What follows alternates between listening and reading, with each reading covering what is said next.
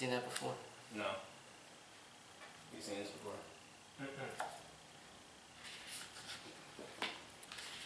Where are the brothers at on these cards? Okay. Cards say brother. Compassion, Jesus and the money changers. People come to me and they ask what is right and what is wrong. I say awareness is right, unawareness is wrong. I don't label actions as right and wrong. I don't say violence is wrong. Sometimes violence can be right. I don't say love is right. Sometimes love can be wrong. Love can be for a wrong person. Love can be for a wrong purpose. Somebody loves his country. Now this is wrong because nationalism is a curse. Somebody loves his religion. He can kill, he can murder, he can burn others' temples.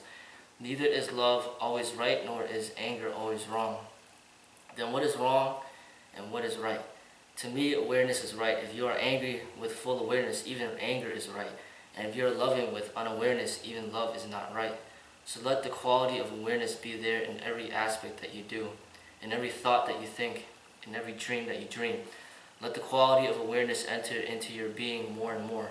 Become suffused with the quality of awareness. Then whatsoever you do is virtue. Then whatsoever you do is good. Then whatsoever you do is a blessing to you and to the world in which you live. Let me remind you of a situation that happened in Jesus' life. He took a whip and entered into the great temple of Jerusalem. A whip in the hand of Jesus. This is what Buddha means when he says, an unwounded hand can handle poison. Yes, Jesus can handle a whip, no problem. The whip cannot overpower him. He remains alert. His consciousness is such. The great temple of Jerusalem had become a place of robbers. There were money changers inside the temple, and they were exploiting the whole country. Jesus alone entered the temple and upturned their boards, the boards of the money changers, threw their money around and created such turmoil that the money changers escaped outside the temple. They were many, and Jesus was alone, but he was in such a fury, in such a fire. Now this has been a problem for the Christians, how to explain it, because their whole effort is to prove that Jesus is a dove, a symbol of peace. How can he take a whip in his hands? How can he be so angry, so enraged that he upturned the boards of the money changers and threw them outside the temple? And he must have been a fire, otherwise he was alone. He could have been caught hold of. His energy must have been in a storm. They could not face him. The priests and the business people all escaped outside shouting, "This man has gone mad." Christians avoid this story. There is no need to avoid it if you understand. Jesus is so innocent. He is not angry. It is his compassion. He is not violent. He is not destructive. It is his love. The whip in his hand is the whip in the hands of love, compassion. A man of awareness acts out of his awareness. Hence there is no repentance. His action is total, and one of the beauties of the total action is that it does not create karma. It does not create anything. It doesn't leave any trace on you. It is like writing on water. You have not even finished. It is gone. It is not even writing in sand, because that may remain for a few hours if the wind does not come. It is writing on water. If you can be totally alert, then there is no problem. You can handle poison. Then the poison will function as a medicine. In the hands of the wise, poison becomes medicine. In the hands of the fools, even medicine, even nectar, is bound to become poison. If you function out of innocence, not out of knowledgeability, but out of childlike innocence, then you can never come to any harm, because it leaves no trace. You remain free of your actions. You live totally, and yet no action burdens you.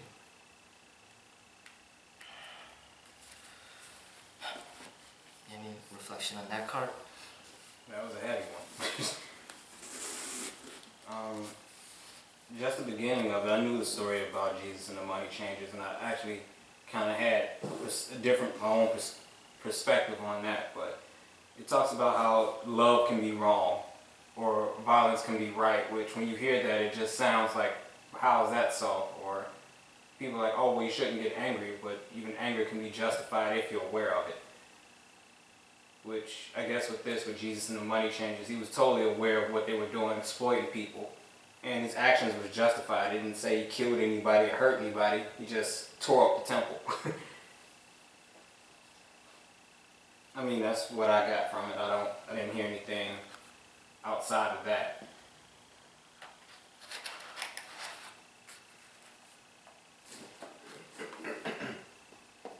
Do you have anything to say about that one, Jose, or no? Yeah, Yeah, I guess it was making me think about, my work as a therapist and how I try to approach. Actually, it was really relevant for me, because I'm dealing with people with emotional issues. I say that quote unquote emotional issues on a daily, but I think it's just kind of what this card is speaking to there. A lot of times when they get stuck or struggling and engaging and dealing emotionally, it's that they're lacking awareness. It's all in the mind. So I try to teach and work with people from. Okay, yeah, if you're angry, it's okay, but are you? Is it blind rage, or are you kind of present with what's going on? Are you separate from your anger, or are you like become your anger somehow? So I just find it really relevant. If you can, really difficult though to be able to separate awareness. Because I don't know if this is right or wrong, but I kind of think about awareness as separate from the mind. So that you can actually be aware of the mind and its tricks and trickery. You can be aware of, if you can be aware, that's like how I see the meditation coming into play. If you can be aware, more self-aware, aware of self, then emotions can't run wild. You can't get caught in what you think is going on, getting stuck with the mind and how the mind can mislead. But being awareness, that would solve it in a lot of ways. So that's kind of what was coming up for me. I was just thinking about my work and even kind of validating and helping me to stay grounded, and now I'm working with people and myself around that awareness. This has been drawn a lot of times, so I've read it a lot of times, but what it gets me to think about now is just kind of how I feel everybody's different, like people learn differently. Sometimes, you could tell somebody, like say a child or whoever, you tell them time out, hey, you did this wrong, time out, and then that might work, they might not do it again. But other people, this is kind of, I think this might come from the East, but some people are raised harder. Like, it's not just time out, you're gonna get a whooping, and you get the whooping, and then people that see that, they could point fingers and be like, well, they shouldn't do that, that's wrong. But if it's out of compassion, out of awareness, then it's not really wrong. It could be seen as something where you're really trying to impact this person's life, and I think sometimes people just need a harder lesson. Say they drink, they drive, and then the police stop them, they get a ticket. But then they keep doing it because they don't think it's not a big deal, they just keep doing it. They get another ticket, then they still do it. Then they take the license away, and then they still do it. And then finally, they end up killing one of their best friends or something from drinking and driving. And then that might finally get them to wake up. Some people, it's like you need to be harder with them. Like a bully, you tell him to stop, then he doesn't stop. You tell him again, he still doesn't stop. Then you push him, he doesn't stop. Then you punch him, and then he finally stops. It's like sometimes there's different levels of degree of what it takes to kind of, in a way, kind of teach somebody the way. And but when you're talking about anger and physical violence, it's very, it's so delicate. Because if the government said, hey, it's okay to beat your kids, then all of a sudden all these kids will start dying because people just go over the top with it, But they do have something where they say, okay, it's okay to beat them as long as there's no marks. They'll say something like that, but it's just really, really delicate. Somebody sent me this video of this thing that happened recently, where this guy, I think he stole a Mercedes, and he had a gun in his car, and he was running away from the police, and then they're chasing after him. They caught him in the alley or something, and they started just whooping on him. I didn't see the whole video, but I saw parts of it. They started whooping on him with a baton, two of them, just started bashing him, And there's a security footage that's seen the whole thing, and As an outsider, you're like, man, he don't deserve that, blah, blah, blah, blah. Because you're thinking about Rodney King and all that, you know. But, you know, in my perspective, it's kind of like, if the guy was running because the police told him to stop and he didn't stop, but they didn't have anything on him, like they just told him to stop but he wouldn't stop and he just ran, then I'd say the beating is clearly not justified. Or if the person was just a suspect but you don't even know if it's the real person, then I still say it wouldn't have been justified. Or if the person like was caught was seen urinating by the police and then he starts running and they give him that type of beat down, I say that wouldn't be justified. But this guy, apparently, I think he had like a long criminal record. He stealing a car is already a felony right there. He had a gun in the car. I mean, this person's obviously like a felon. So for him to get that beating, to me, I'm almost like, you know what? It's kind of like what he needs, you know? Like, some people, it's like basically the way this thing starts is like, if your parents don't beat you and they let you slide with everything, and then you feel that you don't want to listen to any authority, then eventually the police could start beating you. But then the police could get in trouble because they're not supposed to beat you. So then they treat you with like, they kind of spoil you. They don't beat you because they don't want to lose their jobs. They just put the handcuffs on you. They put you in jail. And then what happens is the people in jail beat and rape you. So somebody's gonna beat you at some point in your life if you don't learn your lesson, you know. And the whole point is like, if you can learn it early on, like if somebody's rough with you at the very beginning, like your parents, like they don't have to beat you, but they just yell the hell out of you to the point where you listen, and they could be angry. They're gonna be angry because they're yelling at you for something you shouldn't be doing. So if you're young, say you're like a teenager and you get caught stealing, and then your parents like yell the living nightmare out of you, and then you never do it again, then that's compassion, that's love. They're trying to teach you. You know, that anger was for compassion. You know, it's not that like they're yelling at you because you tied your shoelaces the wrong way. You know what I'm saying? They're yelling at you because you did something that's really gonna mess up your life in the future if you don't learn the lesson quick. So I felt I was brought up that way, and that got me, you know, to stay out of trouble. But if parents just spoil you, oh, you stole, it's not a big deal, you know, like, it's not going to be on your record anyway, it's going to get erased, so just do it again if you want, I don't care. If your parents don't care about you, or if they're just not there for you, like, you know, they're just never around, and you just do whatever you want to do, then it's going to lead to some consequences in the future. You're going to get in trouble with the police, you're going to get in trouble with the law, end up going to prison. Basically, somebody needs to step into your life early on to really force like a hard discipline on you. And if they gotta beat you, they gotta beat you. Imagine if like Hitler's dad just beat the living hell out of him, and then he's like, man, I ain't gonna mess with nobody anymore. And then there's no Hitler. But they didn't say they didn't beat him, and then now he's just like, I'll do whatever I want, and then he starts killing a bunch of people. You know, it's like, people even asked one of the presidential like candidates, he's like, would you have killed Hitler when he was a baby? He said, hell yeah, I'll kill him, you know.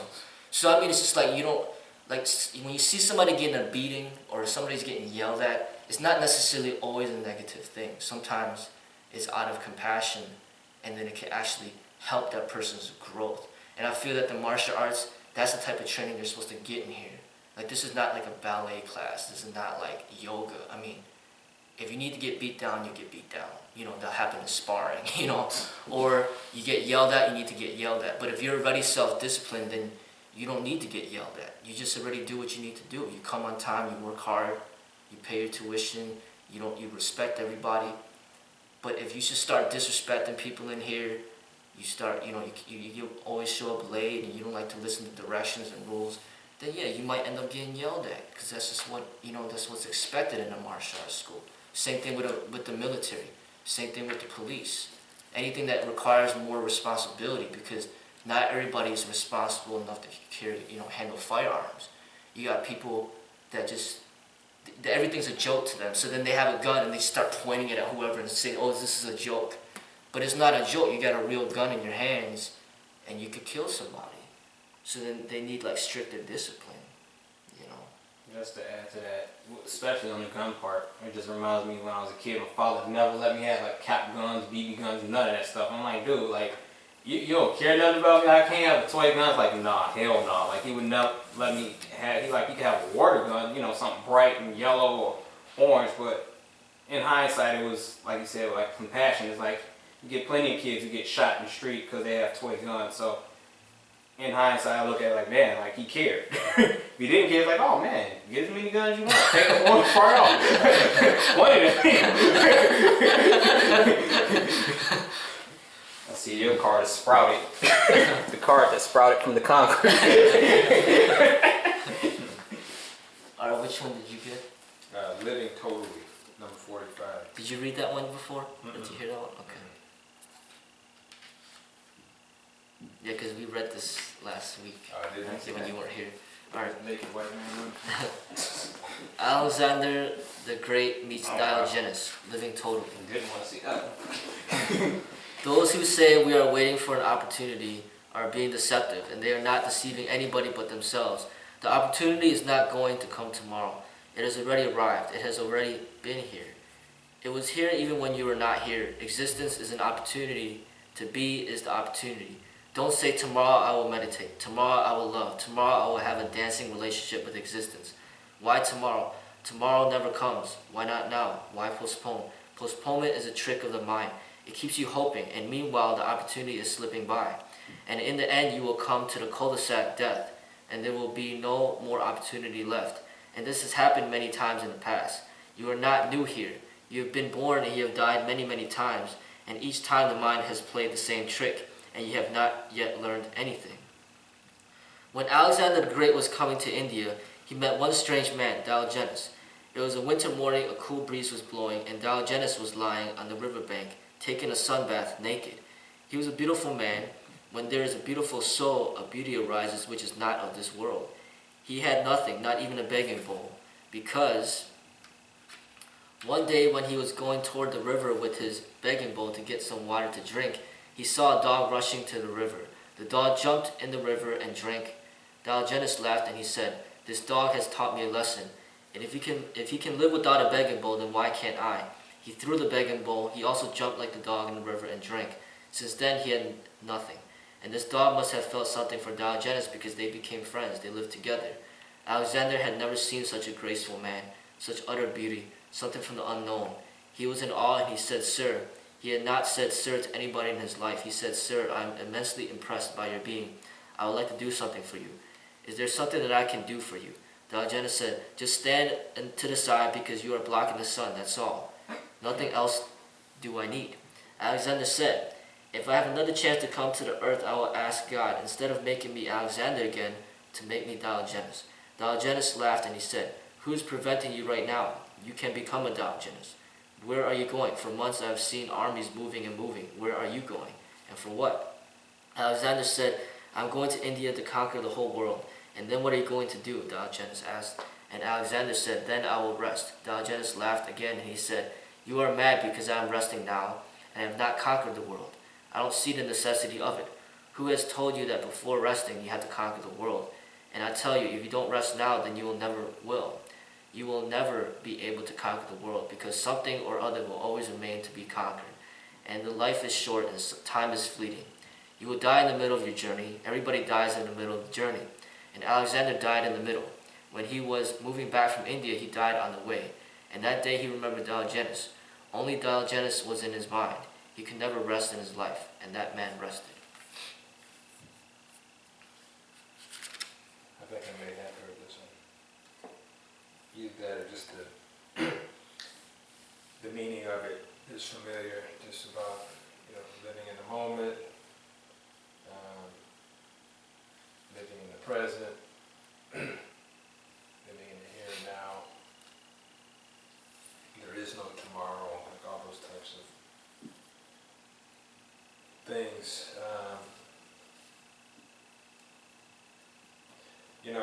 I just think about how much of life we actually lose waiting for tomorrow. And you could be doing it today.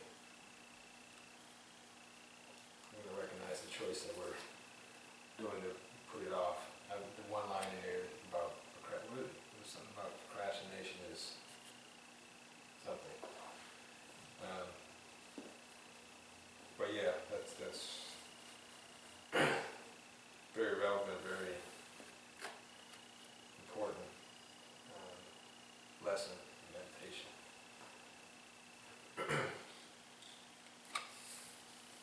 you say that one about that show? There's no tomorrow. The first thing I thought of, like, that's where they got it from, the Rocky movie.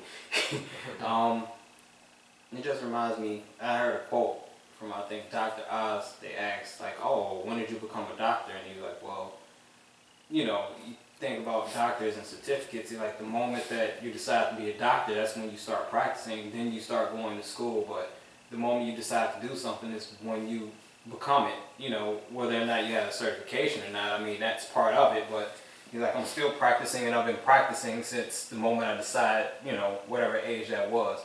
So that really just made me think about the card, like, living totally, like, you can't, like, okay, well, when I get to this point, then I'll be satisfied, or when I get to this point, it's like, well, you don't have to wait to that point. You know, the opportunity will never be there. You know, there'll never be the quote-unquote right time. If anything, we have to create the right time.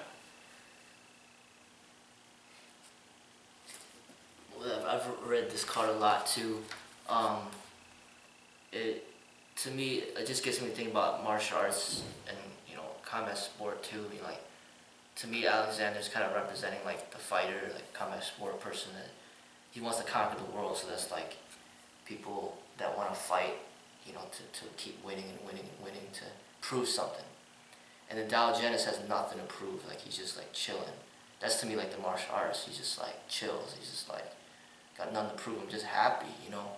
So he's just, like, enjoying the sun outside. That's, like, to me, the martial artist that just enjoys his training outside. Has nothing to prove. He's just chilling.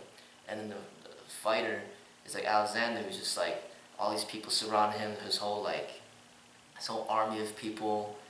And he's got the fame, he's got the fortune, but then inside he's just not happy. Like, he feels that he needs more. Like, it's never enough. Like, that's like the fighter that wins like 10 times. It's not enough. He needs to win 20. 20's not enough. 30. 40's not, you know, 30's not enough. 50. 50's not enough. He just keeps got to win more. This is never good enough. Or like the fighter that just keeps getting more and more money, but then he just needs more money. He's just never satisfied. And then the fighter's like looking at the martial artist is like, he's kind of like wishing that he could be reborn as the martial artist, but then the fighter could just take himself out of that mentality in the instant. He doesn't need to wait to be reborn. He can just instantly take himself out of it and just relax and just enjoy himself and be happy. He doesn't have to chase after the fame, the fortune like he is. And then the martial artist is just, like I said, just like the Diogenes, he's just chilling. Diogenes is just chilling because he's relaxed. Typically, he's probably going to live longer, with healthier and happier. And the fighters like Alexander, he just dies in war because he's just so busy trying to conquer the world. That's like the fighter who keeps trying to keep getting all these wins, and then during that process, he's getting a lot of brain damage, and he's just getting severe beatings, you know, in the ring or the cage or whatever. And then he just dies in the journey towards trying to find that happiness, which he never finds. Like, it always disappears. And it just gets me to think about the fighting in general, how it's like it just gets me to think about that fighting with that woman, you know, like the Rousey woman is like, she took a beating, like a severe beating in there. And then, like, immediately right after the fight, they're like, when's the rematch? You know, it's like,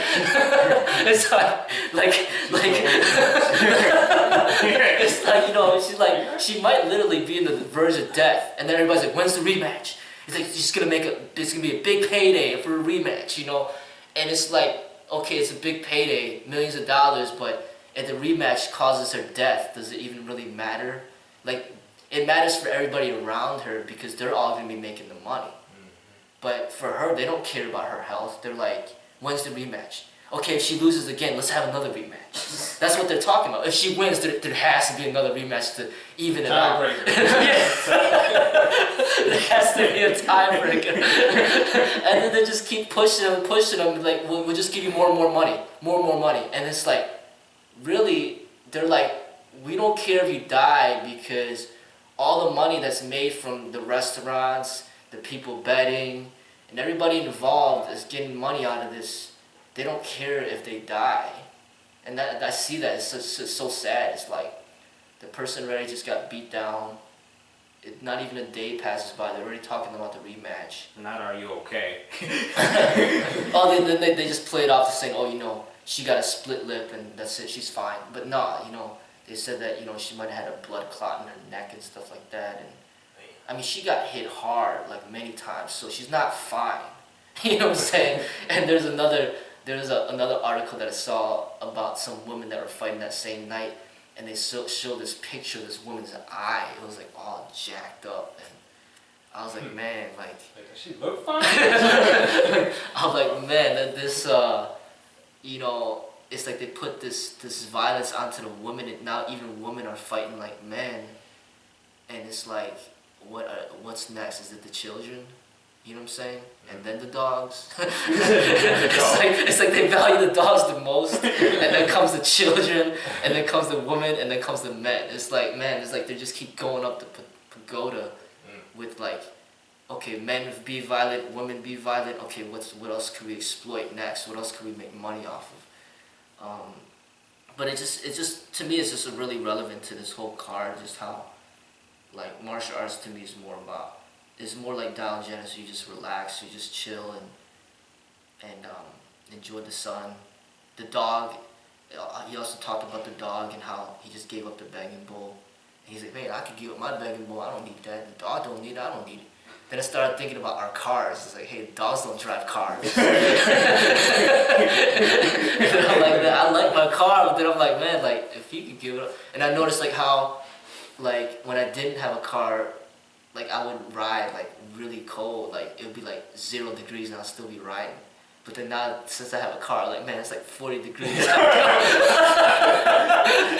It's kind of too cold to ride. Let me drive. You know? See your route. I just see like how like it's just changed when you get that comfortness with the car. You're just like, man, I don't feel like biking today because it's 40 degrees.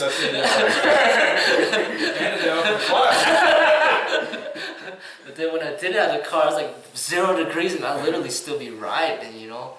It's just crazy how comfortness could change you so much. You just think about the people that are really rich when they get used to those mansions. And you throw them like in a single family home and they get all depressed, like, man, this ain't enough. You know, so diogenesis and the martial arts to me is just kind of like learning to know when's enough and just being happy with what you have. And if you have more, then that's great. But if you don't, it's not like you're like upset. You're just like, you're happy either way, you know? So I think that's a good lesson too. I think the key word is living. It says living totally. Yeah, yeah. You know? Really puts a new definition on what it is to live.